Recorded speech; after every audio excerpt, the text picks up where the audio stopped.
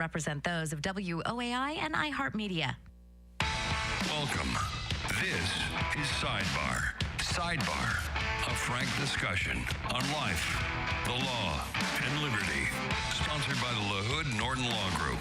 And now, your objection sustained. Your hosts, Karen Klaus and former Bexar County District Attorney Nico LaHood. Thank you so much for joining us. This is Sidebar on WOAI. Please also join us on social media. You can find us at sidebartv.com. And as always, I just love to start by saying that we are so appreciative of everyone that joins us, and we would love for you to share and like and set notifications for this show every Saturday at 9, and also R-Rated Christianity. That's Wednesday night, streaming on social media at 8 p.m., and I've been watching you guys. Very good topics. And we have so much to talk about every single week, and I always want to remind everyone that in order to keep this conversation going right here, it would be so appreciative if you became a contributor to the show. It is a big part of getting things done here, and we would so love for you to be kind of like a sponsor of the show. So if you joined us for the very first time today, every week you can come here to hear the former Bexar County DA, Nico LaHood, trial lawyer, managing partner of LaHood Norton Law Group, and George Araujo, scholar, former chemist, pharmaceutical researcher, and director. Each week we try to narrow it down. What could we possibly narrow it down to talk about? And I would have to say that yesterday the Senate passing that funding bill to avert a government shutdown hours ahead of the midnight deadline. I think we've heard that 100 times before. Anyway, that's going to be going to President Trump. Have you noticed lately that Trump's opposition has finally decided on what they're going to do to fight Trump? Has there been political violence? It seems that Trump and Elon Musk have had protest. People, I don't know, is it blowing things up? Well, we'll find out when we discuss that. And then, as Nico and George always say every week, there are big things going on with our president right now. But if we don't get involved right here in our backyard, then we won't get that lasting change that a lot of us want. And that's why today we have Representative Marc LaHood joining us to give us an exclusive behind-the-scenes look into the Texas legislature. Thank you so much, Representative. So we got the real LaHood here. Yeah, the smart one. You know, the taller one for sure. Before we start, I mean, I'm just wondering. And we didn't discuss this, but school choice seems to be like a really big topic. You think? And and I'm just wondering, I mean, are there any misconceptions that maybe that we might want to touch on? Or what is it that is making people just go, when it comes to that? So it's an extremely emotional topic. It's a powerful topic, and people are very vested in it. And so what I've tried to come up with, or what I think I've concluded is that there's an old saying, and I've kind of applied it to school choice. I think there's tens of thousands of people that hate what they think school choice is. I don't think there's 100 people that actually hate what school choice actually is. And these last 3 or 4 weeks, I think I've met with 12 or 14 groups, anti-school choice groups, sit down, talk to them. And I tell them, you know, I just want to have a conversation. I really do. And I tell them good news and bad news. So the good news is I agree with you on a lot of things. The bad news is I'm the minority of the majority. And so I tell them straight up, here are the arguments. You want to kill it? Here are the arguments they're making. They're making three or four main arguments. One, schools are taking on unreasonable debt to such a great degree that the money's going there. Two, they're growing their admins a lot bigger than they should. Like, you know, the argument is you have 3 people in the administration doing the job that one could versus one doing the job of 3. Just collectively, they're mismanaging their money. And then, of course, politically and ideologically, that we're indoctrinating our kids. And I go, I personally believe this. I want to give our schools more money, and I don't want to micromanage it. Like a good steward, like I want less government fingers in our system.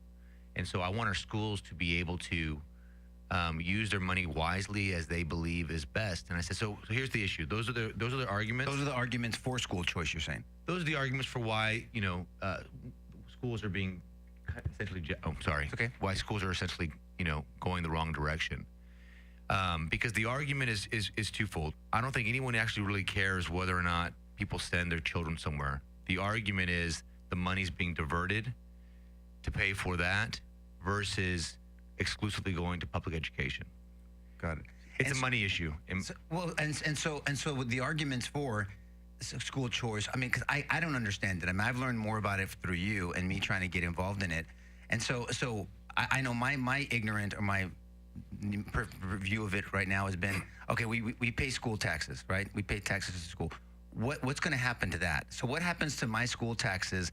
Because our kids don't go to I'm in Comal for school district, as you know. I live in Bexar County, but I'm in that borderline where I pay Comal school. We pay Comal school taxes. We live in Bexar County. So will I still pay taxes? Does it get averted? Does the money follow the child? How do the schools keep getting funded? I mean, these are the questions that people have. Because like you said, Mark, this is such a passionate, heated debate. Well, it's the most important thing. It really is. It really is. Our founders recognized it because they put education in the Constitution. And so, but on the flip side, our government funds roads, which is important. And they hire private entities to do it because the goal is the function, not how it's done. Okay. How I look at it, because, one of the arguments people will say is, well, if you believe in the Constitution says a free public education. And I said, well, first of all, nothing's free. Right. It's paid from taxes. And so if the issue is it's coming from tax money, and the issue is that our government has a vested interest in making sure our children have an education, I don't mean a degree education, but just being able to think for themselves, being able to process, to be productive members, then yes, as long as that money is coming from our taxes to better education, then I don't think it's violating the Constitution. And at the core principle, the question is ultimately this. Our founders understood about freedom and independence, who has the best knowledge of their children, and who has the best interest of making sure they thrive. And, there's an anecdote that I've said for years, but it's true. I was at the Mexican-American Legislative Caucus Casino Night, which I had no idea was like a hard blue organization or a meeting. But we sat there, Erica, my wife, and I were at a blackjack table with 3 Latinas, and we're sitting there just drawing it up. Yeah. You have kids? Oh, here are my kids, And I asked them straight up, wasn't trying to trick them, wasn't a gotcha moment. I just said, you love your children, don't you? Of course I do. And you want the very best for your children as possible, of course. For whatever reason, if your children weren't thriving in the school they were in, would you want to be able to put them in an environment so your child can thrive? You darn right I would. And would you want a portion of the money that you're paying in taxes, or the taxes are already supplementing, would you want all of that to stay in the school for whatever reason is not doing the best for your child, or follow your child so your child can thrive? All 3 of them said yes. Now, if I would have said vouchers or school choice or ESAs, they would have shut down. But that's at the core, that's the principle behind it. I think aside. I think the more you say that, the more practical it'll become for people to embrace. And you said something interesting as I was listening to the 4 reasons that you gave. If I'm a Democrat leader, never mind the masses, because I think they're persuadable. If I'm a Democrat leader, you lost me at less government fingers. That's where you lost me, because that's really what, that this is ultimately where the opposition is coming from. The basic issue here, Mark, correct me if I'm wrong, the precedent in American public education, which is a road to failure, really. School choice is a solution to a problem. You're not doing this because you're bored. There's a problem here, and the problem is that traditionally, a student's educational opportunities have been confined to their home address. And so what you have is families trapped in underperforming school districts, and because they can't afford homes zoned for better school districts. Yeah. And so then right there, every single Democrat who's made an issue of inequality should stand up and say, I'm pro school choice. Because what you do is you ingrain inequality. You end up creating educational haves and have-nots. And that should be a problem for the Democrats. But it isn't, because there's a higher calling for them. The Democrats have become, it seems to me, your opposition. Because right now, for HB 3, my understanding is that every single one of those 62 Democrats opposes it. Is that changed? Is that right? Publicly, yes. Okay. No, that's great. Well, that's a good you're hopeful. distinction, I'll take yeah. your hope. And about 12 Republicans. Yes. And I am unsurprised that Dade Phelan's on that list, but we'll set that aside. Are they persuaded by the argument that you're making here, or is there something else going on? Because I think, and I'm sorry to be cynical here, maybe I'll call myself a skeptic, leave some hope. I think it's about the money and it's about control, and I'm worried about that. My personal belief, at the top level it is, I think the average person, it's misinformation. So like I said, I've met with these groups, and I mean it. Like I've said it for the last year and a half. I want to get schools more money. I don't want to just throw money at them. And I tell them, I said, look, here are the arguments, right? Like they can't both be true. One argument says we're only getting the basic allotment. The other argument is, well, no, when you do the whole weights and measure system, the gold coin, silver coin, all that from the TEA, it's actually $15,704. They're not both true. Let's sit down, heck with the rhetoric. Let's have a real conversation with real data. And I tell them, I go, I want to help you. I want to get you more. I want to get their fingers out. Give me your numbers. Show me how much money you're really getting. Show me where that money's going. If you're right, that gives me fuel to defend you. Because they have some good points, right? They're like, unfunded mandates are screwing us. So like we're required to have security guards and police officers, but allegedly we're not getting funded enough for it. And I said, great argument, that's true. Show me the data. Sorry. That's okay. We're going to wrap up because we've got to take a little break right here. And Sorry. you asking for those numbers, who do you think you are, Elon Musk? We are going to take a break, but we will be right back. We love your comments. Join us at sidebartv.com on social media. We will take a break and keep on going on this topic. With reputations as respected high-level prosecutors in Bexar County, the attorneys of LaHood Norton Law Group bring invaluable practical knowledge from the other side of the aisle, using over 70 years of combined experience to strategically advocate clients' rights and pursue the best possible outcome. I'm Nico LaHood with LaHood Norton Law Group. Have you been arrested or accused of a crime? The LaHood Norton Law Group has the knowledge to defend you regardless of how small or large your case. In Bexar County, anywhere in the state, or even nationwide, we have the knowledge to defend you in federal or state court, no matter how small or large your case. We are trial lawyers with proven success. Using their 70 years of combined experience to strategically advocate for their clients' rights and pursue the best possible outcome. The LaHood Norton Law Group. For a free consultation, call today, 210-797-7700, 210-797-7700, LaHoodNorton.com. This is Nico LaHood. If you or a loved one has been arrested or accused of a crime, we can help. LaHoodNorton.com. 1200 WOAI, this is Sidebar. It's so hard to have these breaks because I don't want to lose the momentum of you explaining, Marc LaHood, what it is that people are so upset about, especially when it comes to the money. And Nico, you kind of asked the question that I've been asking. First of all, Mark, on the radio, you can say damn, hell, and crap because he said heck, and LaHoods don't say heck. That's just a side note. So embarrassing, right? I can't believe you said heck, Mark. What's wrong with you? No, but so the question I asked Mark off when we were on the break was, okay, let's say somebody pays, I'll just round numbers, $10,000 in school tax.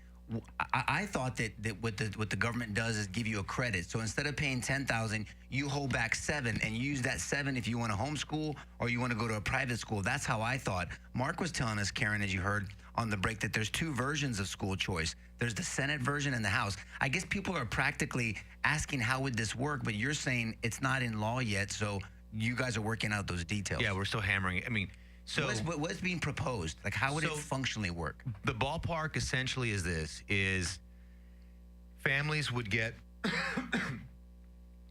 roughly about $10,000 towards their education if they're going towards another school or that Not homeschooling. Not homeschooling. Homeschooling is a lesser amount. Okay. Homeschooling, from what I've heard most recently and what I've seen, of course, it hasn't been enacted yet, so we don't have an actual defined law. Roughly about $2,500 for homeschooling. Of that, 10% can be used for purchasing software or technology to help it. You know, because there's a checks and balance system. Some of the arguments are in the states in the past that did a quote unquote a true voucher system. A voucher system was you were basically getting money back, a check, and you were spending it however you want. There was no oversight. This system is more like kind of like a WIC system where the comptroller is monitoring it, and there's pre-approved things you can spend it for, so that you can't just spend it on, I want to get new shoes, or I want to do select baseball and volleyball and club. You know, it's for education purposes for our children, and it's actually, I think, a pretty good way of the best of both worlds, because, you know, my biggest aversion to it is growing the government at all. I want less government. I really believe the government is basically a prepper. Its job is to educate our children, to keep our roads flowing, not just roads, but just transportation as a whole, so we can be successful, keep us safe, secure, food and water, electricity, and let the free market capitalists, who are overall the best stewards, do it best. This is being funded. You haven't said it. I want you to explain a little bit if you can, because what's the funding driving force, because it's getting what Nico's talking about, I think, is an educational savings account. Yeah. And so I made the mistake of reading both bills, and I mean, the one that you voted for seems to me a superior bill. We haven't voted yet. Well, I'm sorry. Yeah, I'm ahead of myself. Yeah. The one you're supporting, HB3. It seems to me a superior bill, right? The SB2, you keep seeing $10,000 because that's actually an actual bill, and that caps out at $10,000 per student. But the HB3 bill is dynamic. It actually rolls with the amount of annual state funding on a per capita basis. That seems to me a really good idea. And then the eligibility and expansion aspects are a little bit different too. Both of them, I guess, support favor disadvantaged students from low-income families, disabled, right? But it seems to me HB3 leaves a provision to add parental demand in the future. Yeah. So that, I mean, I think that's a good idea. It sounds less discriminatory. Another reason why people should, I don't know. I really think it's about as free as you can get and as best interest of the children as you can get. The one thing I'm most proud about and I'm happy about is that Republicans, the House as a whole, the Senate, just government as a whole, is vocally making teachers a priority. Because, I felt like a broken record. The last 10, 15 years, I've said teachers are the lifeblood. Like, what no one talks about publicly is education starts at the home. It really does. Parents. But I don't believe government can put their fingers in there and tell people you got to stay married, or if you get pregnant, you got to get married, or X, Y, and Z, or you got to raise your children a certain way. But education really starts there. And then what our public system, private system, what our formal education system is in local parentis. It's when we're sending our children to be educated outside of the home and just trying to have a focused standard to get back to the basics. Like in sports and shooting, whatever it is, the fundamentals are the key. Our kids can't read. There's no attacks. Our kids can't read. Our kids can't do math. Our kids can't think. They don't have eye contact. They don't have firm handshakes. Anything, just basic stuff. And, I wish all of our schools would go back to a Socratic method where our children get up and have to answer a question in class. It's not a formal speech, but just practicing talking. The more you practice, the better you get at it. The more confident you get. The more you're able to start actually thinking and processing. When I met my oldest daughter, I became really passionate about education because of her. She was 8. I was doing homework with her. And I say back then because it was about 10 years ago, but we had books still. And there would be an example and then, 10 or 12 or 15 problems. And the ones that were really similar, she was able to do, but the ones that were different, she wasn't. Because they weren't, and this was a private school. They weren't teaching her how to think. They were teaching her how to just copy and paste and regurgitate for a test. And I told her, I don't care if you get it wrong, be able to tell me why. The only thing I won't tolerate is that's wrong because. Have a reason. Don't be a sheep. Think for yourself. Be autonomous. I didn't say those words when she was 8 years old, but that's the premise that we have, try to instill in our kids. Well, there's no doubt. Here's what I tell people, because I've educated myself over this, and what I think what we'll do is on the after show, we're just going to have a conversation and get questions. I think people, if you want to come to the after show, because I have a lot more questions, and I'm going to cross-examine Mark a little bit. So, not in an antagonistic way. Maybe we might go at it. But I mean, I'm just curious. I mean, there's a lot of questions because I want to know how this is going to play out. Because at first I was sitting back because when Governor Abbott went to San Antonio Christian School and you were there, Mark, and you did a great job, and so did everyone there explaining it. I mean, I was listening. I drove by because there was protesters outside, and I was listening. I was like, what are they arguing? What's their point? And I said, well, let me see. And then that's not what the governor said. That's not what you said. That's not what your other colleagues that were there that spoke about supporting school choice said. And I said, so there's a disconnect in information, like you said. I thought you said it. I thought you summed it up well. There's people there's people that think what school choice means, and then there's what it actually means. And that's the misinformation situation that we have. And so we have to have more conversations like this because I'm dying to have it. I really am dying to have it, Mark, because I think school choice is that kind of issue. Rarely in American politics, in my view, there's an issue come along that threatens a party's basic identity, including its ability to function.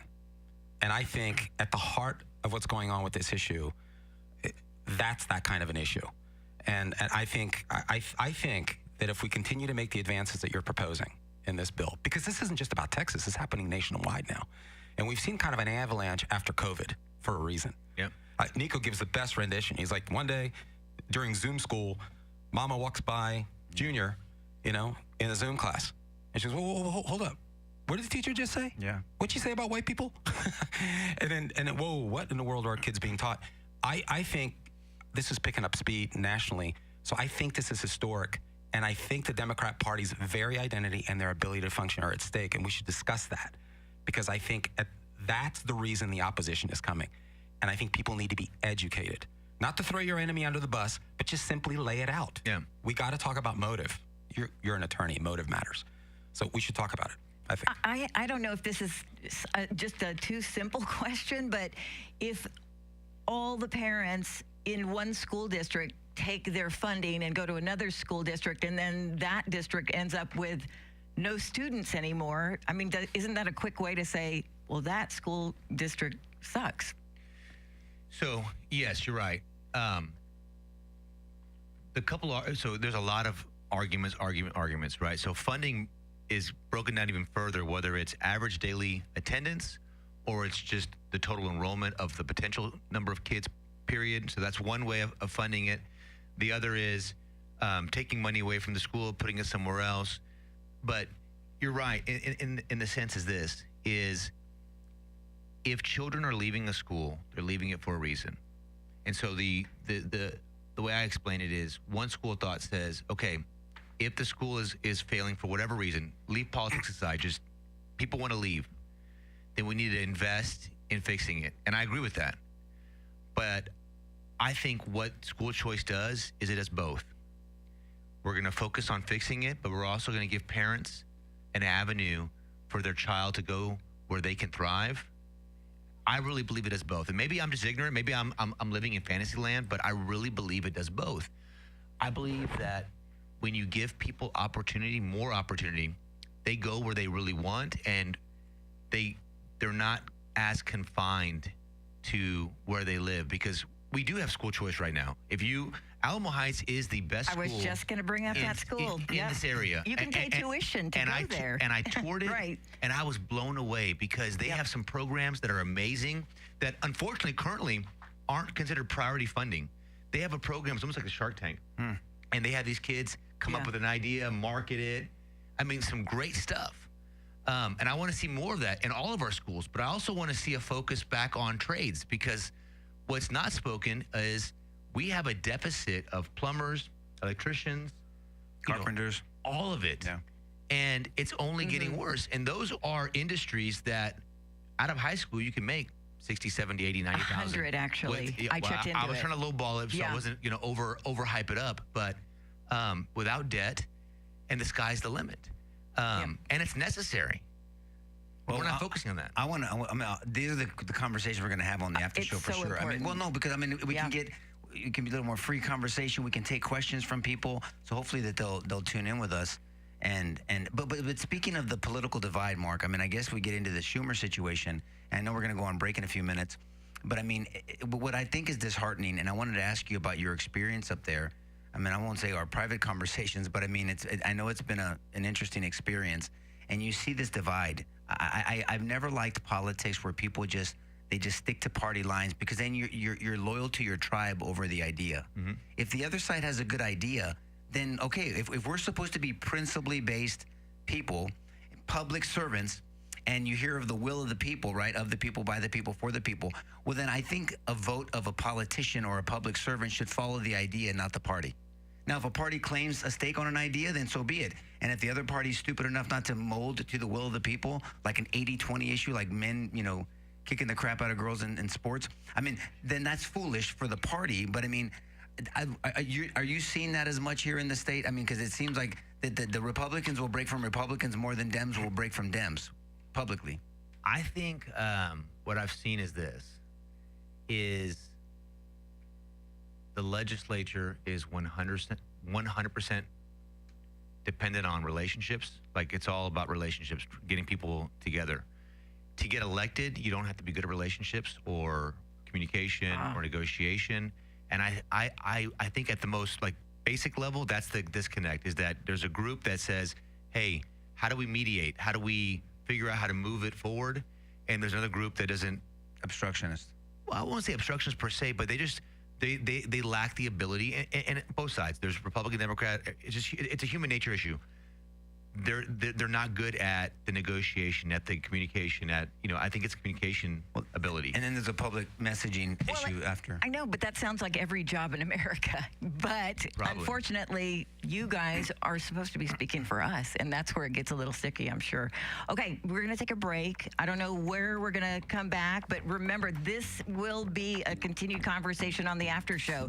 So get on a social media platform of your choice right now, and we're going to take a break. We'll be right back. San Antonio's news, weather, traffic, plus breaking news 24/7. This is News Radio 1200 WOAI from the GiveMeTheVin.com Sell Us Your Cars studio. I'm Brian Gann on News Radio 1200 WOAI. Wildfires and dust storms in Texas, tornado damage in the Midwest, and risk of storms in the Southeast today. We'll have the very latest. First, traffic and weather together. The WOAI Traffic Center. Loop 1604 eastbound at Stone Oak Parkway. We have an accident that's affecting the right lane. Over on I-10 westbound between FM 1518 and Greytown Road, got that accident cleared out, although right now we're still seeing a 20-minute delay. I'm Alexis, News Radio 1200 WOAI. Windy conditions today, high near 80. It is 70 now at the WOAI 24-hour weather center. Our top story, National Weather Service says there is still a high risk of wildfires across the state of Texas today. Yesterday, damaging winds, dust, and wildfires caused problems across northwest Texas and the Panhandle. Some cases up to 80-mile-per-hour winds, causing tractor-trailer rigs to blow off the road. Meanwhile, there were tornadoes last night in Missouri and Illinois. Heavy damage in some communities south and southwest of St. Louis. A bill has been filed in the state legislature that has the goal of saving the state's power grid. The bill filed by State Senator Kelly Hancock. According to the governor, Texas has increased power generation 35% over the last 4 years. And yet he says that is not enough. Our state is growing so fast, we need an increasing supply of electric power. The goal of Senate Bill 2455 is to squeeze an additional 4.5 gigawatts of energy through waste reduction. That's enough to power over 4 million homes. Spurs are back in action tonight. They host the Pelicans. Tip-off at 7:30. Our warm-up show begins at 7 on WOAI. I'm Brian Gann on San Antonio's news, weather, and traffic station. News Radio 1200 WOAI. From the WOAI Weather Center. Wind advisories and red flag warnings will be in effect from this morning into the evening hours with a combination of gusty winds and dry conditions. The fire risk is going to remain elevated. Clear early than afternoon sun with a high of 80. Tonight, clear and windy with a low of 50 and a sunny and breezy Sunday with a high of 81. I'm meteorologist Jeff Marr from the Weather Channel on San Antonio's official weather station, News Radio 1200 WOAI. This report is sponsored by AutoZone. Get in the zone. The free AutoZone Fix Finder service can help you troubleshoot the likely cause of your pesky check engine light for free and help you save time and money down the road. Restrictions apply. Get in the zone. AutoZone. 1200 WOAI. This is Sidebar again. Go to sidebartv.com because we're going to continue this conversation after the show, which ends at 10 a.m. And that's where the good stuff comes. So come on. Right. The R-rated conversation. Right. You know, Mark, you were saying that you don't necessarily have to have all these great relationships with the people that you're going to be working with after you get elected. Like, you don't need it during the election, but after the election, you kind of have to mesh in with people in order for things to go a little bit more smoothly, or at least have your voice heard. And that's where I'm wondering about the budget bill and Schumer, who did not recently go along with anybody. I mean, did that hurt him? Were you surprised that he didn't go along? Well, look, I think it shows a lot. This is the first time that I've seen national Democrats not in step with each other. So there's what they've been so good about in the past is the cohesiveness. Mm-hmm. Whatever they did in private, to Mark's point, publicly they were together on this. And you're even seeing Pelosi criticize Schumer, and they're talking about AOC primarying him and all this other crap. I mean, but to me, what this showed for me, and you know me, I'll criticize Republicans as quick as I'll criticize a Democrat, but in this issue, the Democrats were always against a CR, continuing resolution. And they were always against, not against the CR, sorry, against shutting down the government. Right. And now they were okay with the government. I mean, they passed the CR, I think it was in September and December and January, but all of a sudden they didn't want to do it now. And so that just tells me it's one thing, it's on display that this is more of a tribal issue, an opportunity. It's not a principle. They're being, opportunists. Because if it was a principle that we never shut down the government's bad for the American people, well, then they should stand by that principle regardless. Whether you like Rand Paul or not, he stands on principle. I mean, I don't know if example on the other side who does that, but it's interesting to see them eat their own. I mean, Schumer's being attacked by his own party. They need 9 Democrats to vote for the CR, the continue. And correct me if I'm wrong, Mark or George. They needed 8. They needed 8. And in the end, it was 8 plus 1 independent. But a CR is just to keep the budget for the way it's going. Or whatever, yeah. It's not like it's anything new. It's whatever's in place now, continue it. So isn't what's in place now what Biden and the did. Democrats yes, did? That's what I'm trying to understand the argument. I love great revealer moments that have significant political impact and, icing on the cake, great political impact for the country, which is ultimately what this is about. The revealer moment, it seems to me, is that you're right. We've rarely met a Democrat who was in favor of a shutdown. And here we are. Amazing, just like that. And what's interesting is it's not just any CR, it's their CR. Yeah. This is their CR that they passed on December 20th. And it was totally avoidable. I think Tom Cotton had a really good point. He made a great point. He said, look, all last year, there were appropriations bills that actually came out of committee, were sitting on Chuck Schumer's desk. All he had to do was hold a vote. And he didn't. 224 days. You could actually have spending bills passed, and we wouldn't be doing this right now. But you blew it off. Instead, he used it to electioneer. He used the Senate floor to electioneer, because election year, to talk about issues. Blew off all of those appropriations bills. Backfired on him. So then it comes a continuing resolution, right? It's going to shut down the government December 20th. This continuing resolution, remember, this is a clean CR, so there's no change in spending. Right. So it's his continuing resolution. I mean, like you said, he was okay with it then. Why is he not okay with it? Because of political. And this gets back to what Mark was saying. I don't put words in your mouth, so I'm glad you're here. Because you bring up 2 issues. Getting elected is mostly about personality in some ways, especially today with social media. Perception, impression management, all of that. But then you get in, and you got to persuade. Mm-hmm. Now it's about persuasion. And you're right. How do you persuade without relationships? Good luck with that. The Democrat Party doesn't have to persuade because they subscribe to politics of power. I don't like what you say, so I'll just crush you. And I'll move on. That doesn't work here anymore because, well, they're not in control. And so now we get revealer moments. Well, that's on they're now fighting against themselves. That's my point. So a problem Schumer they created. Do what they want, what the rest of the group, the tribe, wants to do. So now they're ready to turn on him, immediately. This is a guy that's been their party leader. I mean, look, this is a testing, and you tell me if I'm wrong, Mark, but this is a testing of their leadership. I mean, so is the AOCs of the party gonna win, or is Schumer really leading the party? And I heard someone say, I thought it was interesting, a leader with no followers is the guy going out for a walk, right? I mean, I thought that was funny when I heard that. It's Good true. quote. Let's see who is the true leader in this crazy. party. I mean, so if nobody's following you, you know, You let's don't see have what- any wins to unleash. Well, I mean, you know, when you say you're leading someone, there should be someone behind you. So let's see what happens. Yeah. I think the strongest, the one I'm most impressed with on the Democrat side right now is Fetterman. I mean, he's a free thinker. I mean, he's playing to his constituents. He obviously knows his people, his constituents, and what they want. And I think he's reflecting their will, and he's not afraid to part from party lines. If we don't get back to that in politics, I think we're going to continue to run into this you versus us thing. And what I'm seeing from the Democrats and the Alamo talks and the Marks and all that, Antoine's can chime in and we can talk on the after show. But it seems like the Democrats are not fighting for something. They're fighting against Trump and the Republicans versus fight for something. What are you fighting for? Because I'm listening to what they're saying. I'm listening. Okay, don't give me a soundbite. Back it up with evidence. I want to hear what you're saying. What are you fighting for? You're not fighting for a border. You're not fighting for parents and their children. You're not fighting for women.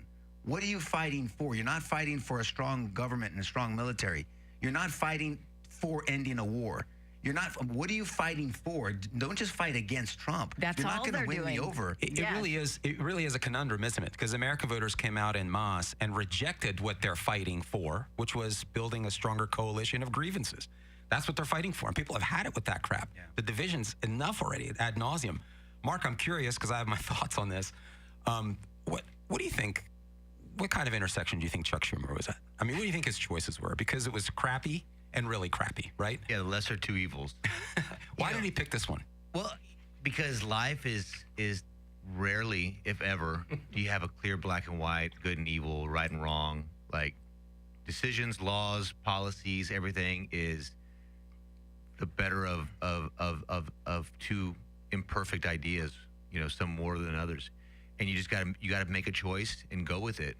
I think at the most basic level, he just did a calculus that resonated for him, and I mean, at the end of the day, we all do that, right? Whether that calculus is God, it's the Constitution, it's principles, it's policy, whatever it is that's driving each one of us. That's what's going on, and the question is, do more of us share that calculus or not? I mean, I try to, I killed 7 of my bills this year because I tried to take the emotion out of it and think about it objectively. And does this, comport with the Constitution? Does it comport with the principles? Does it comport, am I expanding and violating the very principles that I'm trying to advocate for? And I think that's a personal, independent. Each one of us has to make ourselves. You know what I mean? So I'm going to brag about Mark. So if you don't understand he killed 7 of his bills. So there's 2 things you've heard him say. And again, I mean, because I'll disagree with you, Mark, and you know that we do it privately or publicly, whatever. But he met with people that were anti-school choice, people that were his opposition and that were, criticizing him. He met with them because he wanted to hear what they were saying.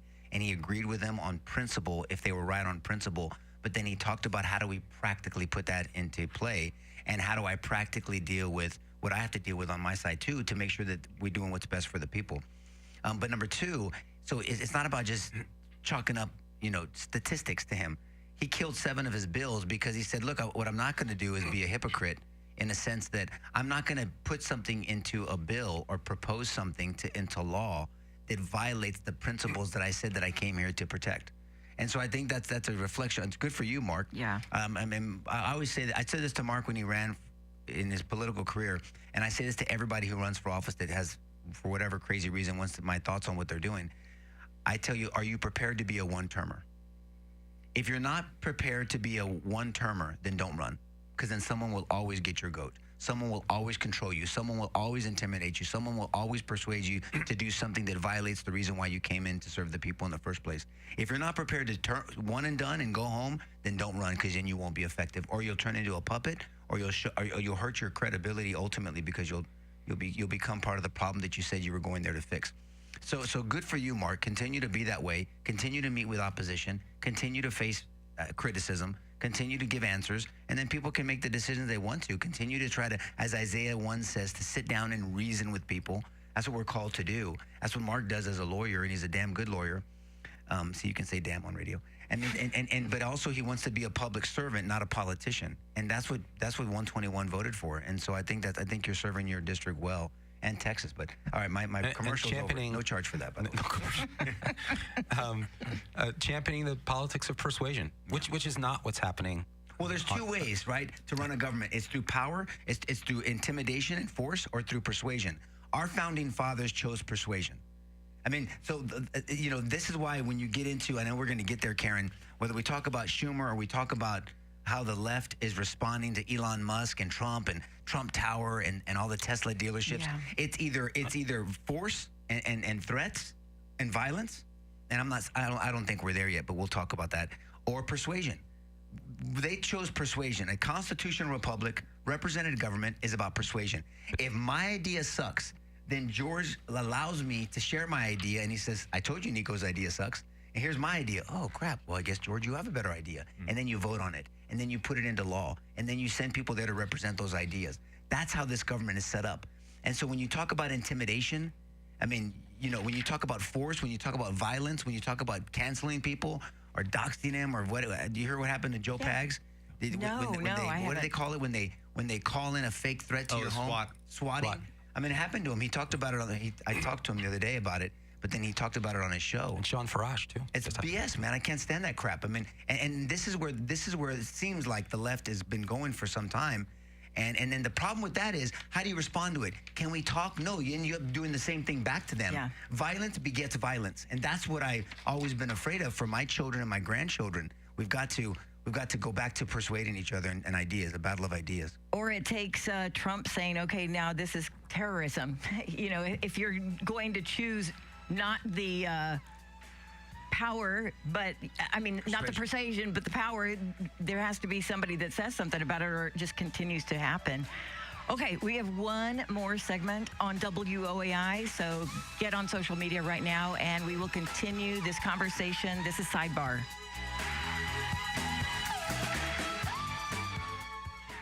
With reputations as respected high-level prosecutors in Bexar County, the attorneys of LaHood Norton Law Group bring invaluable practical knowledge from the other side of the aisle, using over 70 years of combined experience to strategically advocate clients' rights and pursue the best possible outcome. I'm Nico LaHood with LaHood Norton Law Group. Have you been arrested or accused of a crime? The LaHood Norton Law Group has the knowledge to defend you regardless of how small or large your case. In Bexar County, anywhere in the state, or even nationwide, we have the knowledge to defend you in federal or state court, no matter how small or large your case. We are trial lawyers with proven success. Using their 70 years of combined experience to strategically advocate for their clients' rights and pursue the best possible outcome. The LaHood Norton Law Group. For a free consultation, call today, 210-797-7700. 210-797-7700. LaHoodNorton.com. This is Nico LaHood. If you or a loved one has been arrested or accused of a crime, we can help. LaHoodNorton.com.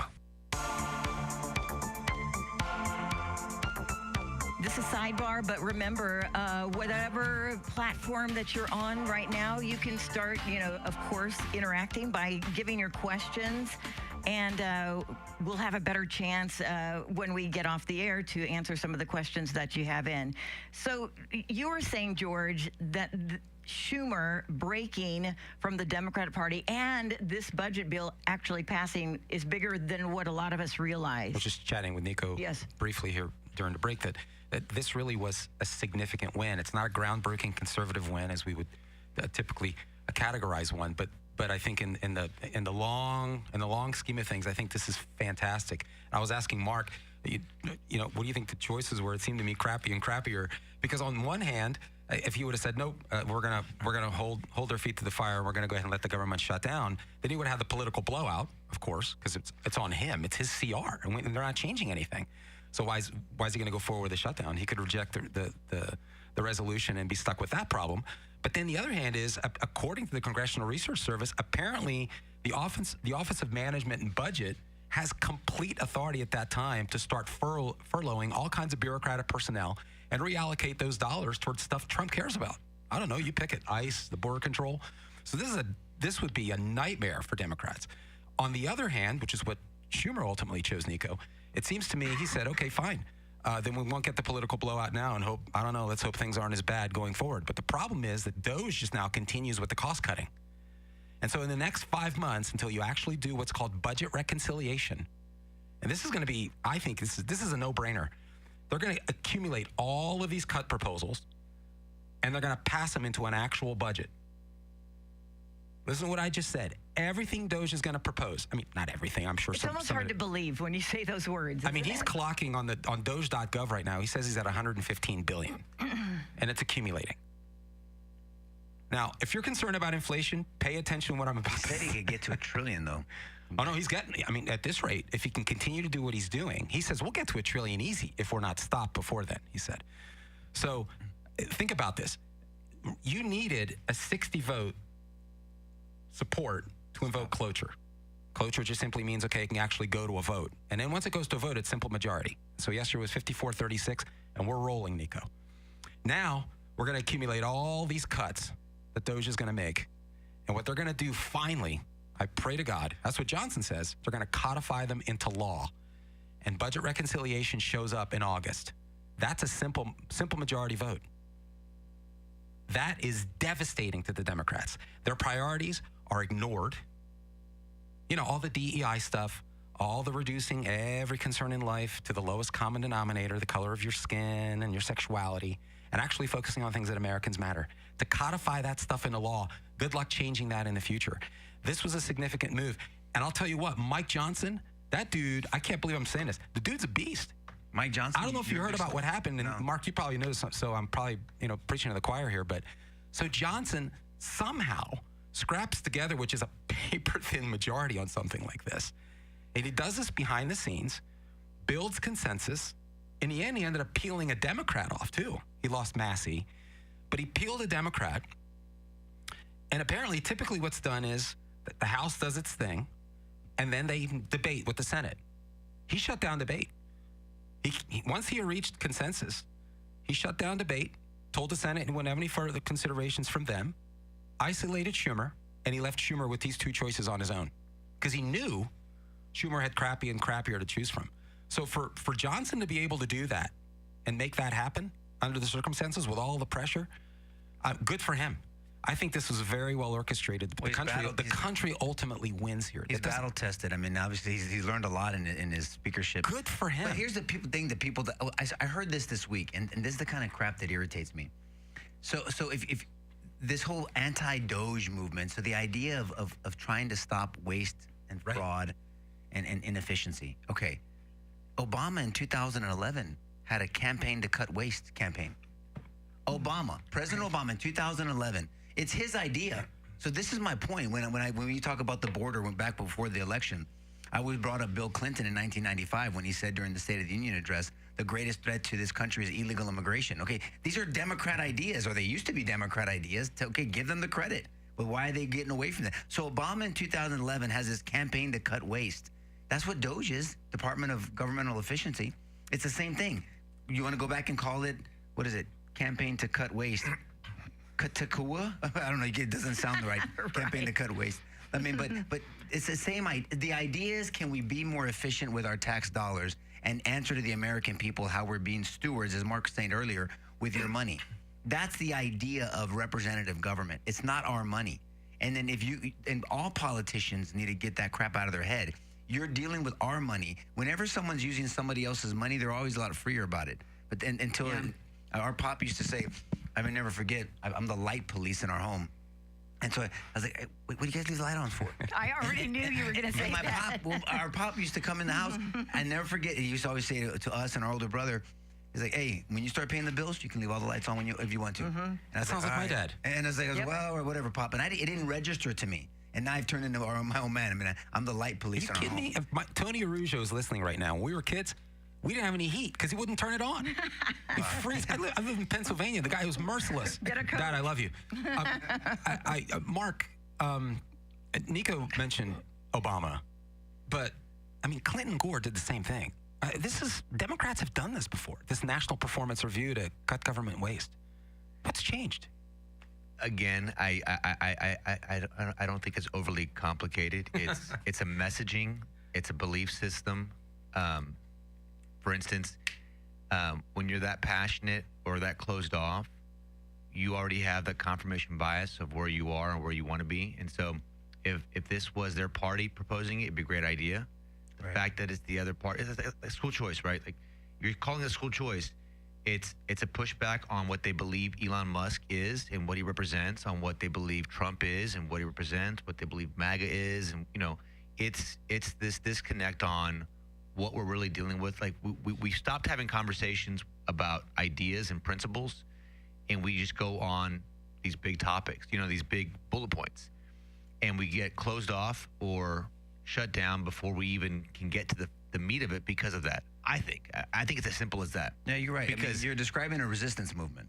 It's not a movement, like I said earlier, but it's just a resistance movement. Yeah. And we've done it too. It's a human nature thing. We reject the other and we accept our own. It's a tribal. It's a mentality. And being able to step out of that and really think about it and really debate and really talk about it is the issue. Because Obama said it, Hillary Clinton said it in 2016. It's not a Democrat idea. It's that 30 years ago, we all agreed the same things. We all loved our country. We didn't all love God or believe in God, but we can all agree that we all loved our country. We were patriotic. We loved law enforcement, law and order, the rule of law. Both sides advocated about the quote-unquote rule of law. And those ideas, those principles, that focus has morphed because as they've had to find the other to get elected to make the next movement, it pushes it off. And that's why I firmly say you can never give an inch on your principles, because before you know it, 5 years, 10 years, 20 years, you're not just 5 inches down the road, you're half a mile down the road because it keeps adding up. Well, I always say, and Mark, you've heard me say this in the show, I say it all the time, be careful the world you help create, because someday you may have to live in it. Think about the world that the Democrats created, this whole lawfare deal, what they're talking about, how they weaponized, and I know that's the talking points, and people can disagree with that. I'm just looking at objective facts, using the DOJ to interfere with election. I mean, what if Trump did that now? They'd be losing their mind. But you set that standard now. This is why I think it takes the adult in the room truly to say we're not going to continue this broken record. Martin Luther King exhibited that to us. He had a peace movement. He didn't do it like Malcolm X.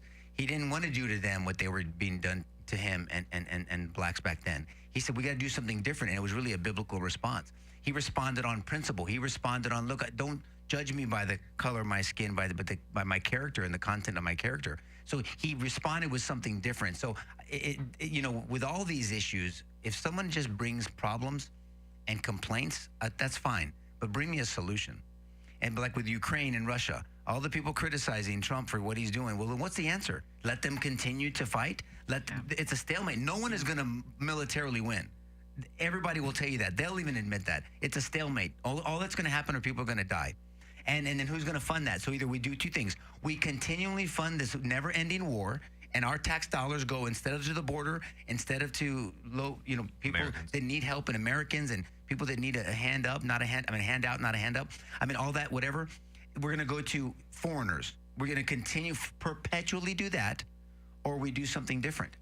And the people that just want to bitch about something and not come with a solution, a viable, logical, coherent solution, there's just not much you can do there, because they're not really trying to solve a problem. And so I love that you have the mindset you have, Mark, and I hope you continue to do that, and I know you won't be, I already know the answer, not be afraid to work with anybody that will push forward an idea that will bless all Texans.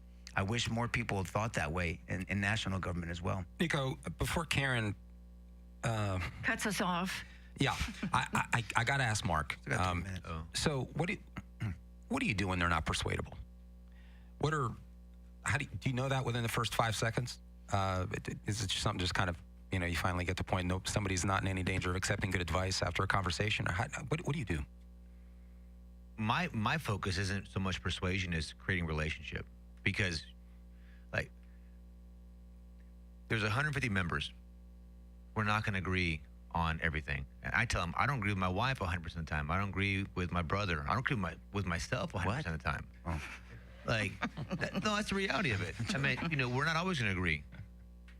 What we can do is have a positive relationship, because it makes it easier for us to agree in the future. It's a long-term relationship for me, it's simple as that. Are we always going to agree now? No, of course not. But if I want the best opportunity to agree with you later, or more importantly, selfishly, to bring you over to my agreement later, it starts with a positive relationship. Because if you hate my guts, and I use the Bible, right? I'm like, I believe it's the Word of God. And if I walk up to you and said, "You idiot heathen," I hit you over the head with the Bible, you're never going to come over. As opposed to having the opportunity, showing you and pulling you over long term, and you have more opportunity to pull people to your side, to convert them to your ideas. If you have a relationship Yeah. with them. Yeah, I think that's the way to do it. You build up trust. Yeah. And find common ground. Because an idea coming from a friend is different than an idea coming from a foe.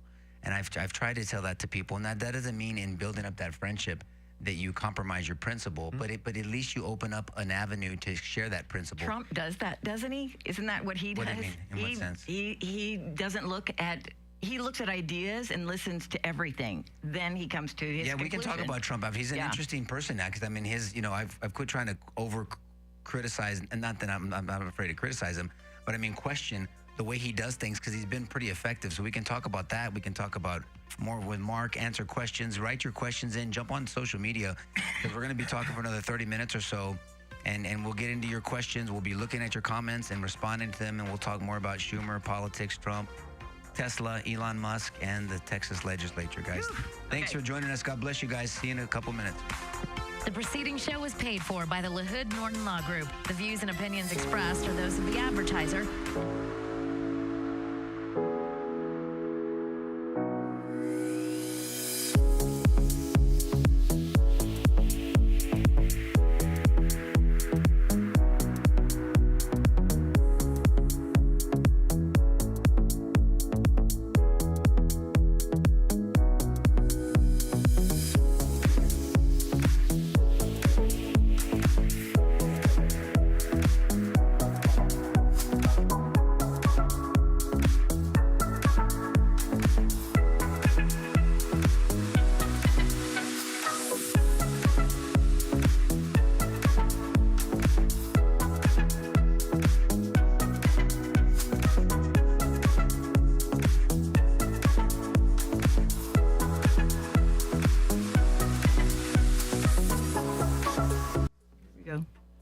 Hello? Yep. Hello? Testing? Testing? So where do we leave off?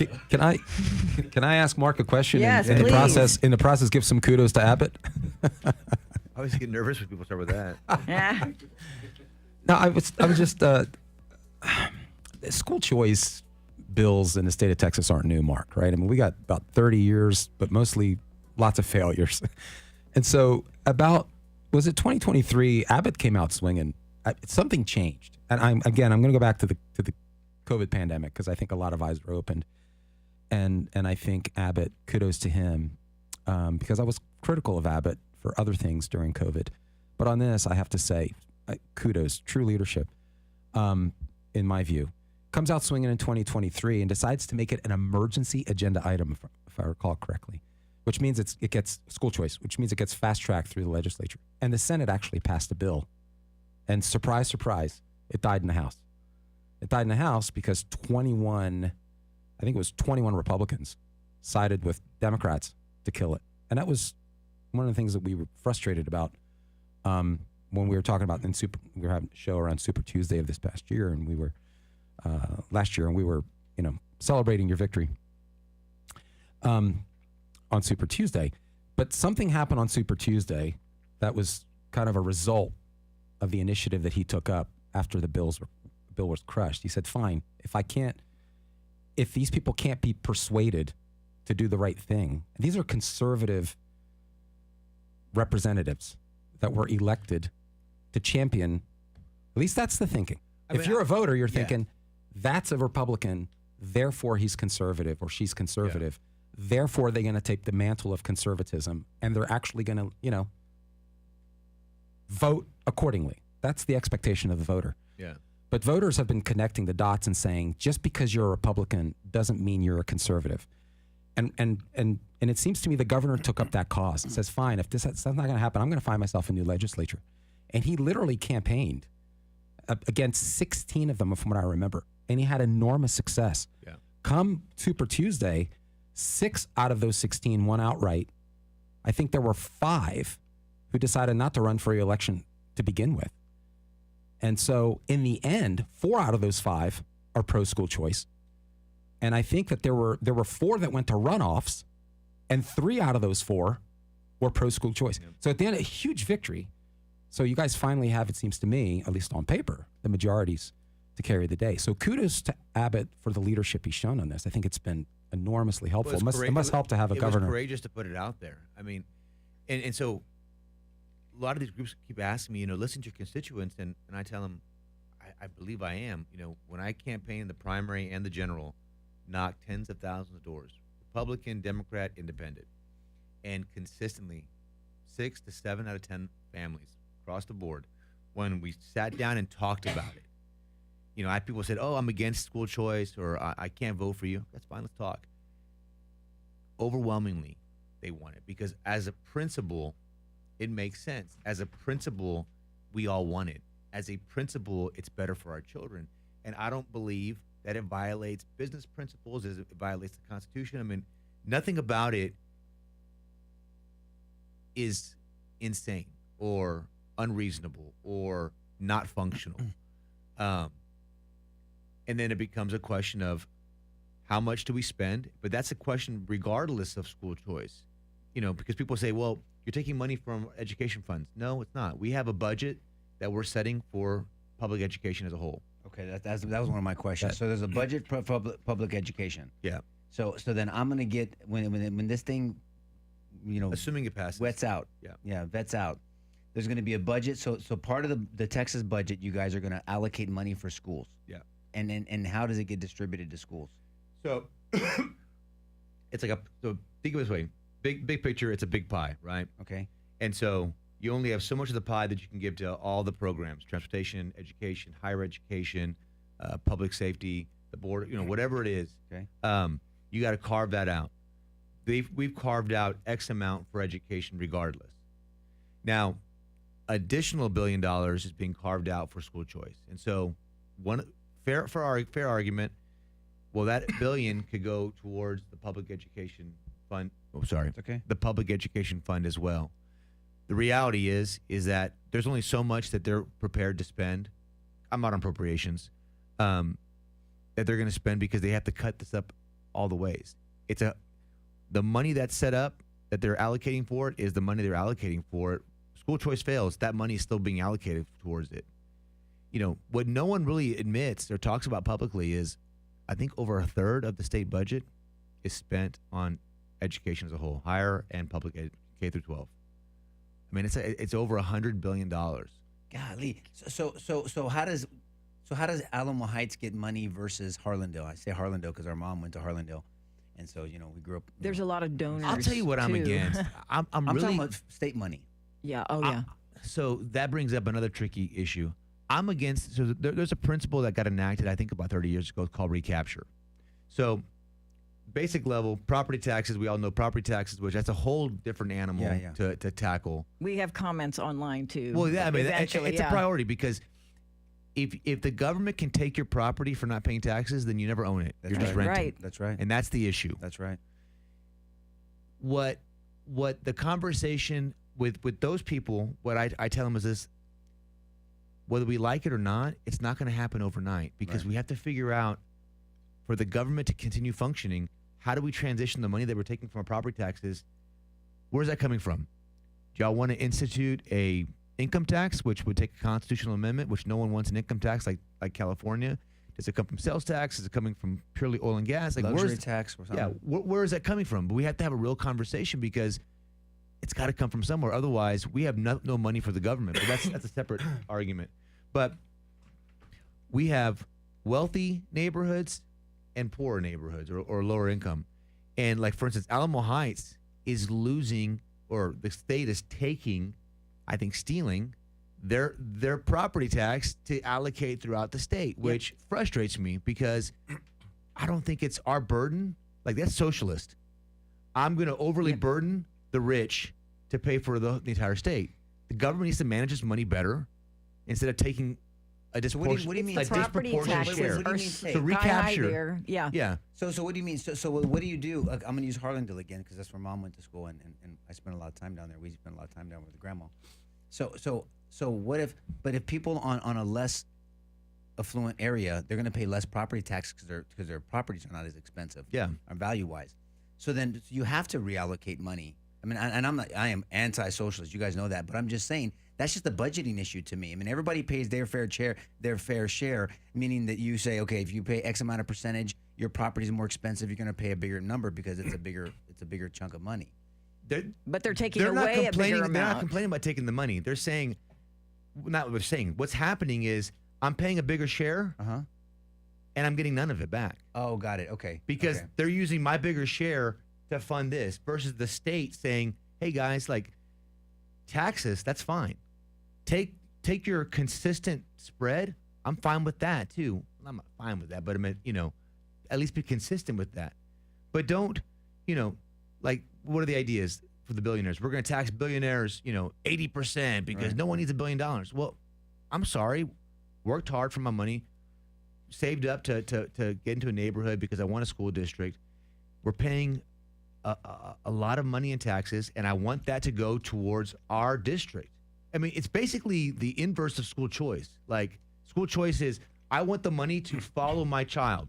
I want my property taxes to go towards my school. But then what's the answer? How do you benefit a less affluent school district? You still give them the money. You're just not taking a disproportionate share from this for that. I mean, it's the same argument collectively. Like, yes, income taxes. We pay more at tax bracket, and then it starts waning off. But there is a I'll say unreasonable limit.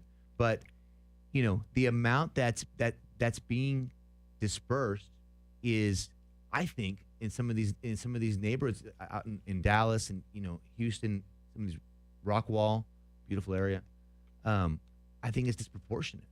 I do. I mean, it's a conversation. It's not going to happen this session, I don't think, but it's a conversation that's to happen on being consistent. Yeah, I agree. But I mean, how do you ever? I mean, I don't know how you. I think that you should budget it. I just don't know if you have a wealthy that's area. the first issue. And all the money stays in that little fiefdom. You just gotta. I mean, you understand? I don't think that you should take from the rich to give to the poor necessarily. I'd rather it be voluntary and more of a voluntary thing. But I think it's a budget thing. I'm fascinated. And I want to learn more offline about how school districts, what they get, how much money they get. But I think it's also a use of that money. Also, it's management. If it's truly the issue, we have 3 administrators when you can do one person's job. That's mismanagement of money. That's a top. It's like a nonprofit where all the money goes to the people that are running the nonprofit versus the intent of the nonprofit. I'm not for that. I want to be efficient with the money and be a good steward with it. But maybe I'm just ignorant on that situation. I need to educate myself more. I mean, the budget stuff matters, but I think ultimately, I mean, if I'm listening to this as a vote, I'm thinking it ultimately misses the point. And it gets back to why school choice matters ultimately, and that's performance. And Abbott continues to come back to that issue. Every time he talks about it, it's about academic excellence and the performance of the educators. That's where the money should go. But reward the people who are performing. And at the end of the day, and I think, and obviously that's not working very well inside the institution. So parents now are giving more choice. And I think that is freaking out the opposition. The idea of, I don't know, I'm just thinking the successful development of parent-run school systems. Think about the political consequences of that, ultimately. Competition? No, absolutely. Excellence? Absolutely. Well, what's playing out, I mean, it's the school board elections played out on a statewide scale. Right. And so where you can't game, so the school board elections, you can not game, but less people get involved, less people vote, so it's easier for the vocal minority to control that. Now we're on a statewide saying the vocal minority is no longer going to game the system because it's going truly to the people, and the people want this. And I think that's the social construct that they're arguing against, that they're pushing back on, is because they've had a monopoly on it. Because, I mean, have you ever voted? I mean, I'll be honest, I never paid attention. I never knew about a school board election until the last 4 or 5 years. Yeah, that's right. I started. Yeah. I didn't know. How many of us? I mean, if you statistically look at what we vote statewide versus citywide versus school board, I mean, it goes from like 15% to 8% to like 2%. I mean, it's scary. And that vocal 2% controls it. Well, now we're saying, guess what, guys? we're going to give it back to all the people. And I think they're freaking out. Yeah. for that. When it comes to schools, to me, and when I get into these conversations, we want our schools to be safe. Number one, can everybody agree with that? Yes. Okay. Let's figure out how we make schools safe. I mean, the cases that we see in the justice system coming out of schools, I'm talking about kids banging in the bathrooms. I mean, the sexual promiscuity, the violence, the disrespect to teachers. Teachers don't. I mean, then they're just scared to do anything. The cowardice of these school boards to not do the right thing. A kid defends themselves, and then the kid still goes to alternative school, even though they didn't break the law. They just defended themselves. And then you have this appellate process, which sucks because nobody has the balls to do what's right, and you still get screwed over. So it's just a rubber stamp. So I want safe, and I want people to teach, and I don't want indoctrinating. If you say that I can't pray in school, I don't want to hear your bullshit about LGBT or trans crap either. Just teach reading, writing, and arithmetic. I mean, so it's this idea. What do we want our school ecosystem to be, in a sense? We want them to be safe. Then put armed guards at the front. That's just the bottom line.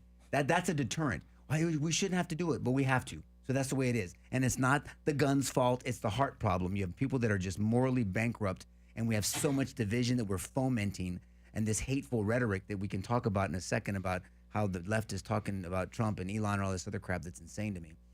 And then you have teachers that don't get the support. You have other teachers that are not getting rewarded for good performance. I believe in a merit system. If you have a badass teacher, pay them more. Give them a performance standard. In corporate America, any type of other, you get promotions, you get raises.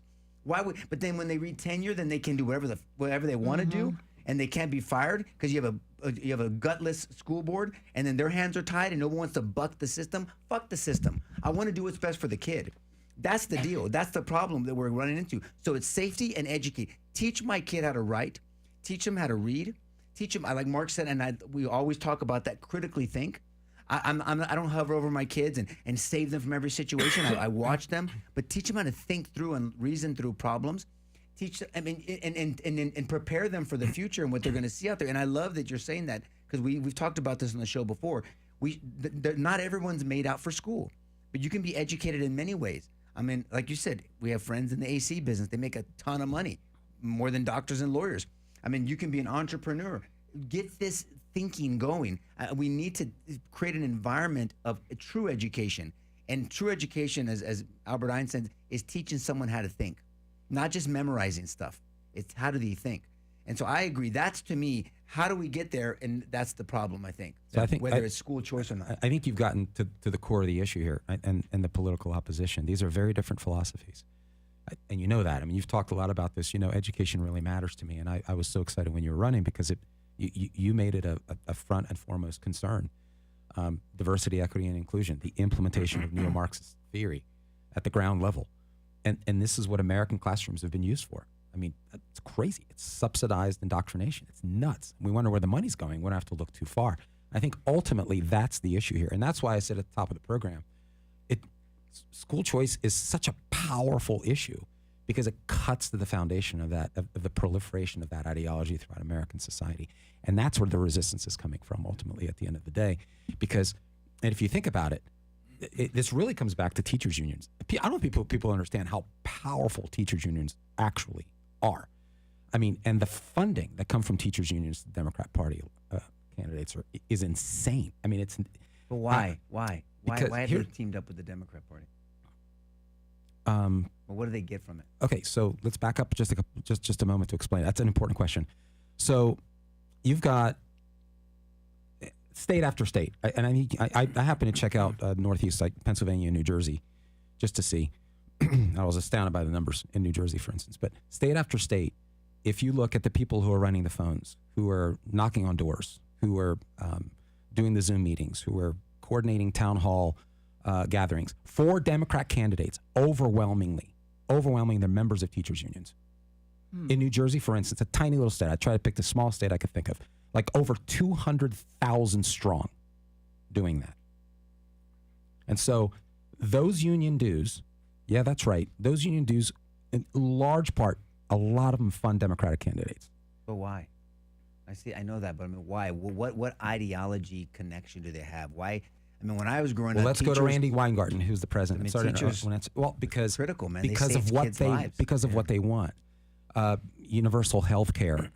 In other words, politically, it's the ability to simply get money while performing less for the value of your constituents. That's the point. They're aligned in their ideology. They're aligned in their philosophy. Well, when did That's that the point. change? I guess because when I grew up, and we all grew up. I mean, teachers were underpaid and overworked, but they were there for the principle and not for the profit. I mean, I can give you example after example where a teacher stepped into a child's life and influenced them and changed the trajectory of that life. Maybe the home life sucked. Maybe there was a broken family. Maybe there was abuse at home. But because a teacher identified the potential in a child, and they sewed into them, and they were a positive influence, and they encouraged them, and they did something extra, knowing they were. I mean, there was like a principle behind being a teacher. I mean, the way I think of teachers as a good thing. Teachers union, whatever. I mean, but the idea of a nurturer, of someone training someone up, and to me, it's like Proverbs 22:6, right? Start a child up in the way they will go, and when they get older, they will not depart from it. So I mean, well, when did the teachers get hijacked by this ideology? I guess When they began to share common ground and common goals. The Democrat Party is the voice, as I mentioned earlier, of credentialed expertise, and so we've nested all this authority in the hand of basically subsidized professionals who think they know best about all about social and moral and economic problems, and the idea of a parent-controlled system, I mean, will turn that on its head. And so, that entire workforce is unionized. And so this is a symbiotic relationship. And it works very well. It's been very powerful. I mean, now, something's changed since 2020 because of COVID. But we're talking tens and tens. I mean, I think it was $65 million in 2020. Union contributions. Teachers' unions. So specifically teachers' unions, never mind all the other unions. And all I'm saying is you have to evaluate that relationship. You got to follow the money because that's incentive. And it's for all the wrong reasons. That's all I'm saying. We have a shitty return on investment for a reason because there's another agenda. And getting back to, sort of Mark's point earlier, this isn't complicated. Now, I realize you're in government. You got to talk to people that philosophically come from a different place. I think there's people who are persuadable. I do believe there's a chunk of people, no matter what you say, nothing will ever change. Mm-hmm. I think it was sort of what Trump said. Trump said at the last speech he gave. Yeah. And I thought he brought great moral clarity because he was identifying a philosophy that is entrenched, that no matter what you say, it doesn't matter because their starting position is that they want you dead. It's sort of like Israel-Gaza thing. So I think that's a serious problem in Democrat leadership right now. I think the masses are entirely persuadable. So good for you. I love it. But I do believe right now that the leadership, I don't know how you wrest them. When do you guys vote? So you guys are doing committee. Like, how does it work? Right, a lot of people don't realize what's going on because you were assigned a committee, and so everyone's assigned. And what happens in these committees? You vet out the ideas and you hear testimony.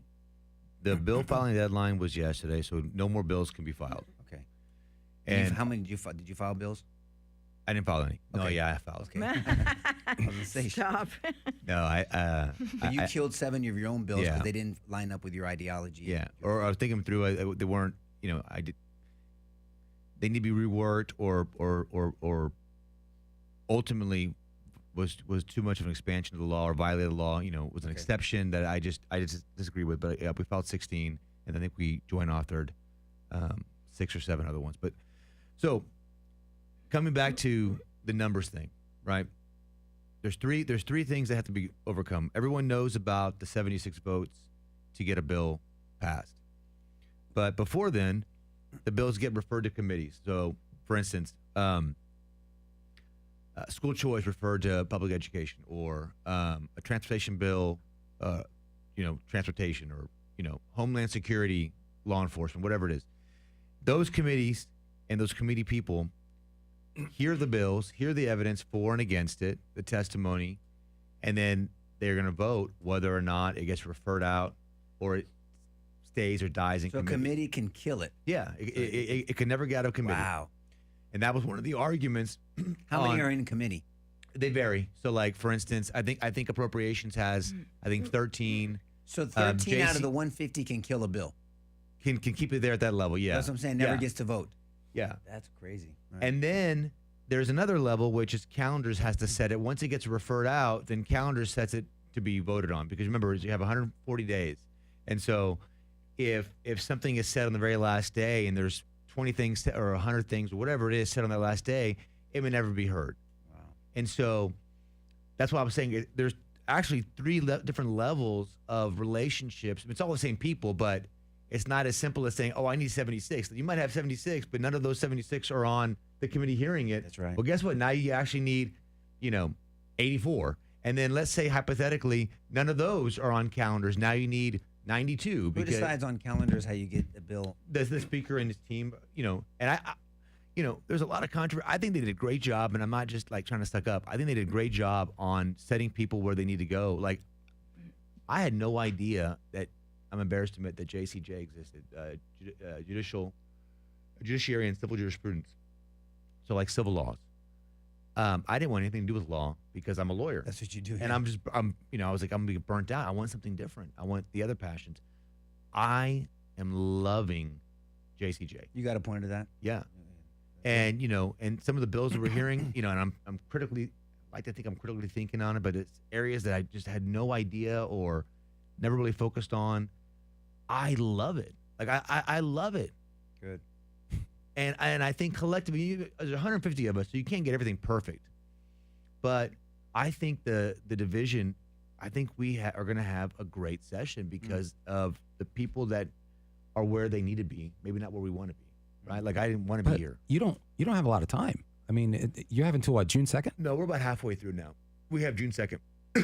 But with those relationships, don't you think that if you have those good relationships, you could actually pare down what would have been one of your bills to be an amendment to somebody else's bill, and that's kind of the way you can get it in even after the deadline? So, yes. So coming back to last night, my wife and I went to dinner with some friends, and they were asking, and so one of the bills we filed yesterday got back a 5400 bill number.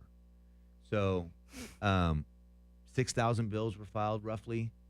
You can't hear 6,000 bills in a full year.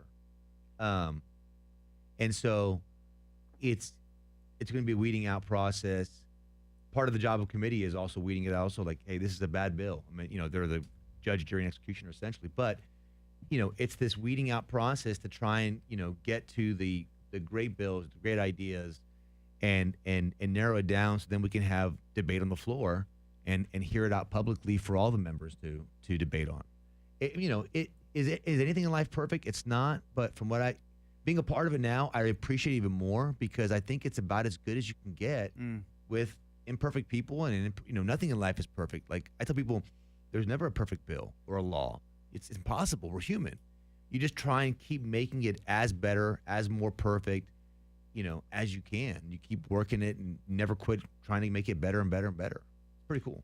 So what happened, speaking of the art of sausage making, what happened this past Public Education Committee? Because it just happened this week, right? I wasn't there for it because I was on JCJ and transportation, so mine were on Wednesday and Thursday, and they started 8 in the morning. They didn't finish until 5:30, 6 in the morning. Please explain what the point of this, because people are saying, what is the Public Education Committee and what was the purpose of the meeting? Okay, so why'd they go to 5 in the morning? What are they arguing? They're debating? Witnesses. There was 340 witnesses. And it got intense.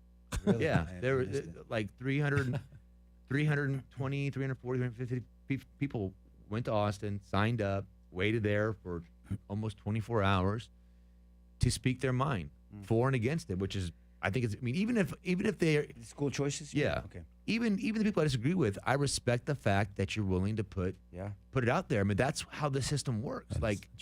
Let's talk about it. Let's have a real conversation. But what I don't want to listen to, and what doesn't move me personally, is the blanket opinion. I want facts. So like whether I'm meeting with a lobbyist or I'm meeting with a constituent or I'm meeting with another rep about an idea, I don't want just, give me 32%. Like, let's get some real numbers. Like, are we talking about 5,000 gross, and of that, it's really 300 or whatever it is? Like, What is the cost benefit? What is it going to cost the state? How is it going to benefit Texas? Like, let's talk real numbers, have a conversation about the ideas, and really try and ferret it out. And the school choice issue is extremely emotional. And a lot of people were like, oh, this is a skunk idea. Okay, well, I know you don't like it, but why is it a skunk idea to your mind? Because I'm really clear about why I'm support. I think business principles at the core, right? Is it really $6,400 or is it $15,704? Like, that's the first answer we have to have. And then how is that money being spent? You know, because I think it's as simple as this. There's only three possibilities. Either all schools are getting less money and they're all going bankrupt, which obviously is not the case. I mean, there's a whole different argument on some of the schools closing, but either government got it right and that's what it really costs, or it's a catch-all and they've actually monetized our kids because it doesn't cost that much for all of them. And it becomes this money grab. But like, let's get back to the conversation of what does it really cost our schools to do it efficiently? And if we're underpaying them, fund it more. If we're doing it right, keep it the same. And if we need to pull it back, pull it back. But that only happens when we stop talking sound bites and we said, look, here's the money you've actually gotten. Here's where it's going. But we're not having that conversation, unfortunately. Yeah, I don't understand the idea that in the general principle, how someone, especially if you're in a less affluent area where you have an opportunity to take a percentage of your tax dollars that you're paying into school and use them to a private school or a homeschool. And the only thing I wish, because I have a lot of friends at homeschool, and Davi and I thought about it for a while, you know, I wish the homeschoolers, Mark, would get a bigger break than $2,500. $2,500 ain't shit when you're at home doing everything, and you're taking on the responsibility, the huge responsibility, and the duty of you know, teaching your child. I wish there would be a bigger tax break for them, and I'm sure that can always change as time goes on, but it's a start. Well, that's interesting. I mean, are there any questions for Mark? I'm sure there's people. Well, MJ Martinez says hello, and he's talking about a bill that Diana Ibanez put together on the Senate bill and a House bill for children who were in the juvenile system. But then after this long explanation of their bill, he said then it was put together by Castro, and so the wording got changed, and it can be as easy, and he's trying to explain what you were saying, it can easily be just wording that changes. Did that get something thrown out? So there's point of orders, there's the subject matter rule. So it's not so easy to just push things. Yeah, no, it's a perfectly imperfect, I think sometimes overly complicated or overly difficult bureaucratic process. But Nico, to bring what you're talking about on the rule, one of the arguments against it is we don't have private schools out in the rural areas, and so it doesn't benefit me.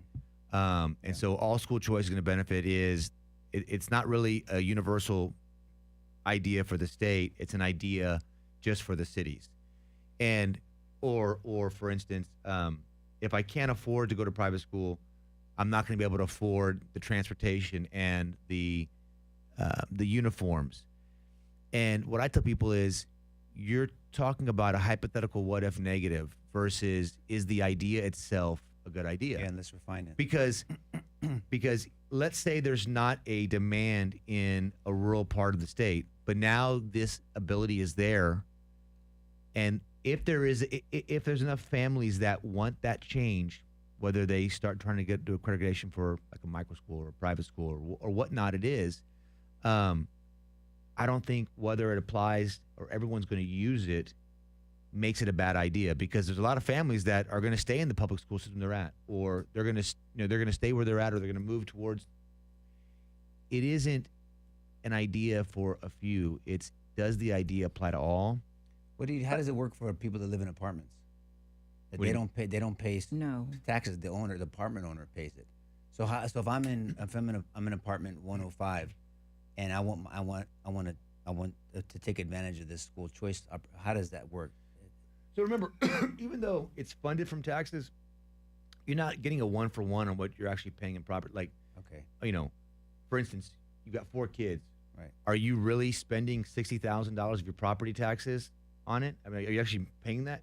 I don't know what your house is worth, but $60,000 would be like a $2 million, property. it's not really a one for one. The money coming for it is from our taxes. The taxes are funded from property as a whole, and that's commercial, residential, private, plus other state funding as well. It's just saying that's the money allocated from the state that is funded from our taxes. And so if you live in an apartment, yeah, you're not actually paying that yourself directly, but you're still receiving that benefit. Okay, because I mean, And likewise, if you don't have any kids, like well, that's exactly what a couple of people said. I live in a upscale neighborhood, no children. What is my money going toward? So when my logic is this, we have a vested desire and a duty as Texans, as citizens, to make sure that we are educating the future, because I'm 46. God willing, I'll be here another 30, 40 years, but reality is this world's going to be in the hands of our children and then the hands of our grandchildren. The state, just as it does for security, just as it does for food and water, for energy, it has a vested interest to make sure our children are educated. So we don't have kids. Well, yeah, I live in a gated community. Do I need to pay for security? Or I'm a billionaire. I can afford private security. Should I pay for law enforcement? I don't need them, but it's still a core duty of the government.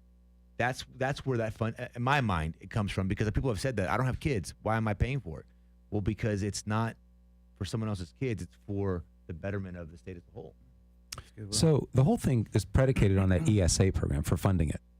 The ESA, yeah. Right? That's how we would do it. And there was a corollary to that bill, which information from the budget board, because they were doing estimates. And that's why I was asking about that $1 billion, Mark, because technically it's not, that really starts in fiscal year 27. Mm-hmm. And then it goes up from there, the predictions in terms of the cost. It's or investments.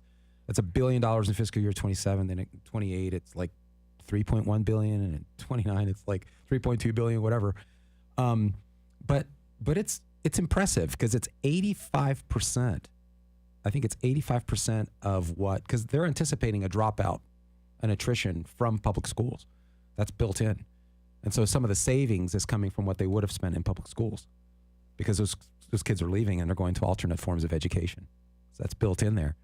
But it's pretty impressive. It's 85% of what would have been allocated on an average per student capita, allocated towards your ESA. So they take whatever you pay for taxes, and 85% of that goes towards this ESA, and accumulates. So it's not like, it's a pretty impressive percentage, and it's dynamic, right? As the state budgets more, then it's still 85%, so it continues to grow with the budget. Yeah. So it's not a small amount. That's pretty impressive ESA. Well, we didn't get a chance to talk about Elon Musk and the Tesla situation, and how Saulo's scared to drive his Tesla now. And I told him that they make them for men. Don't worry. I have one question before we close. I mean, do you think that the whole Doge process for our federal government should be coming to Texas? I mean, we have a state Doge. Okay, so what are they doing? I mean, you don't think that there's any waste? We've had it for a while. No, this session we created it. It's called Doge as well. Okay, that's good to know. Pretty common across a lot of legislatures right now. It's having the Doge and having one that's working are two different things. Like Obama said, we're going to have it. I guess the question is, idea-wise, do we want that? We brought up Obama in 2011 and Clinton and all of them. They said the same thing. This is an idea that everyone agrees on. Right. Are you just disagreeing because it's Donald, it's Orange Man, and it's the Republicans? And just the rhetoric that Schumer is using. He called them bastards, even though he was trying to defend himself because he wants to take so he's got to go back to talking tough. And we got to resist these bastards, whatever the hell, or whatever. And the language they're using, when you have all these Democrats just stock and barrel, just saying F Trump, and that's your pitch, F Trump, I guess. I mean, do we do that back? Do we say F whoever else you're going to put up? And it just, that's not an effective way to run a government, and for people to come together. And so we just have such an ideological divide in this country. I mean, it's really cultish, it's religious in nature, and we need to keep persuading people. I think a lot of people woke up, and when Joe Rogan and a lot of people have changed the way they think. I mean, because ideas have consequences, and not all ideas are the same. There's some ideas that suck. An open border sucks, and that's why Starr County, for the first time in over 150 years or whatever it was, voted red. And look what Trump did. So this whole idea that we need to pass legislator to fix this, no, you just need to grow a pair of balls and fight against your whatever ideology agenda that you have for your party, because not one bill was passed. And Trump, I mean, what illegal border crossings are down by 97% or some crazy shit like that. I mean, that was not one bill passed. That was just somebody who said, we're going to do this, we're going to use the resources we have, and we're going to work together with local government, and we made a difference. So that the Democrats, as respectful, they need to be called out on that bullshit. From that to Joe Biden with his cognitive decline and how everybody covered for him. I mean, so we've been advocating against this for years now, this tribalistic mindset that we saw materialize over the years. It's gotten so bad. And that's why I really respect someone like John Fetterman, who is not afraid to separate. And if a Republican did it because the Democrat had a good idea, I would respect them too, because they're following the idea, not the tribe that's pushing the idea. An idea is a good idea no matter who's saying it. That's the problem that people have lost track. It's only if I say it. Mark said this earlier. If I say it, it's a good idea. If you say it, it sucks. Well, then you're not supporting the idea. You're supporting your side. One more little comment from Sid, and I don't know about this because I haven't heard about it. She said, oh, darn it. I hear that our mayor has just told city council to hire back all the federal workers that DOJ cut from the Fed payroll. Of course, they aren't for the city. They are, again, for the Democratic agenda. And that's like right here. Yeah, I don't know, man. I'm not a big fan of the mayor. I hope people get involved in mayoral candidates coming up in May. It's May, right, Mark? Yeah, it's May. There's like 27 of them, so there's going to be a runoff. Yeah. I'm doing my homework. I'm so. Not to be critical, but why the two Republicans? Is there only two Republicans? I mean, there's not really no Republicans, but there's Rolando Pablos, there's Robert Melvin, there's Clayton Perry. Yes. And then there's one other conservative. There's three more. There really is? Okay. Who knows? I mean, who knows?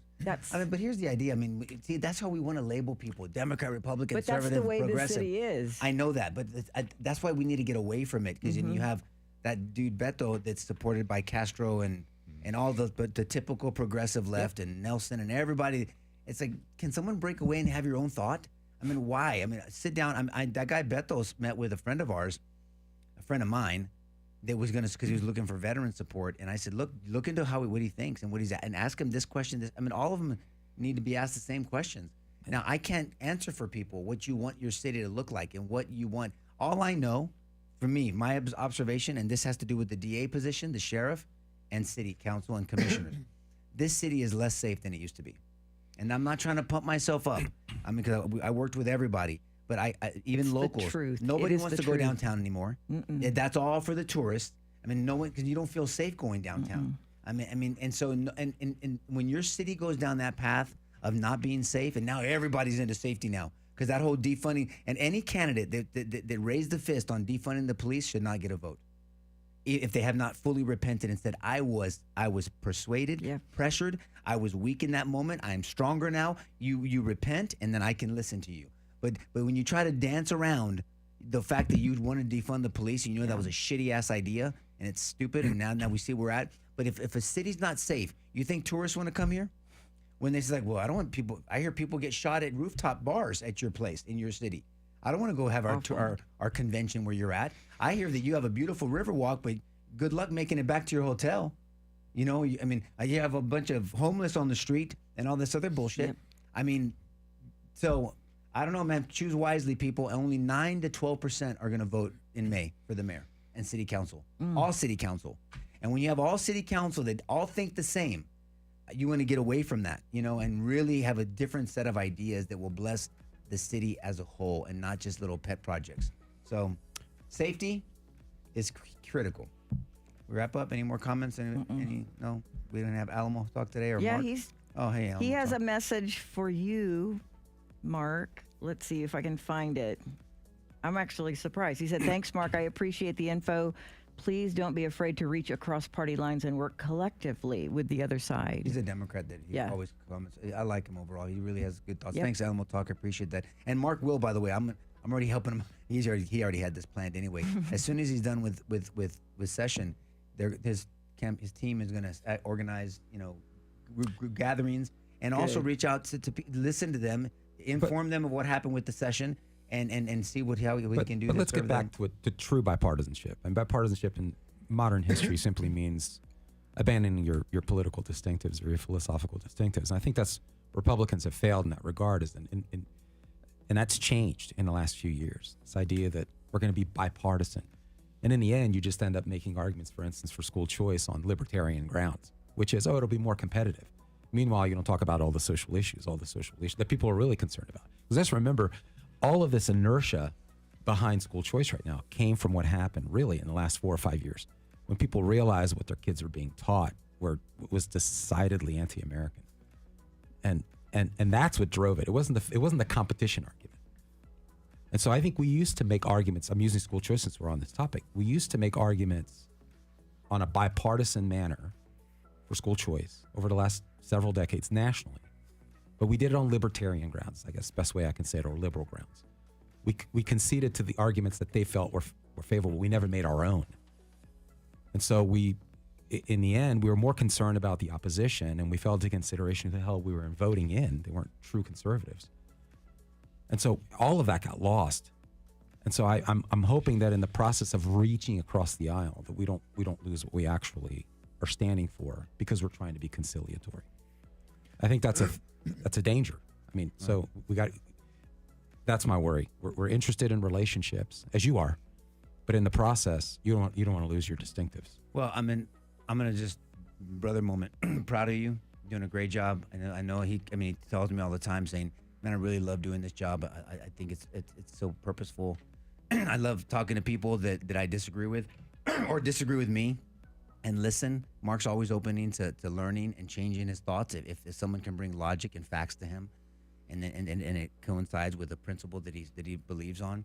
And I know he's doing a great job, and he's serving 121 in Texas as well. Thanks for coming on the show. You can come on anytime you want to, but I really want to. I'm even most impressed with the fact that you controlled your list this morning. That's great. But so you, Stop it. You know, we're brothers. We bust each other's balls. No, I love you. I'm proud of you. Just you got a lisp, you're never listening again. We have to bust each other's balls, guys. Thank you for joining us. Share this with someone you think may benefit from it. And join in next week, every week, and give us your questions. We want to hear from you, even during the week. Salo's looking at comments.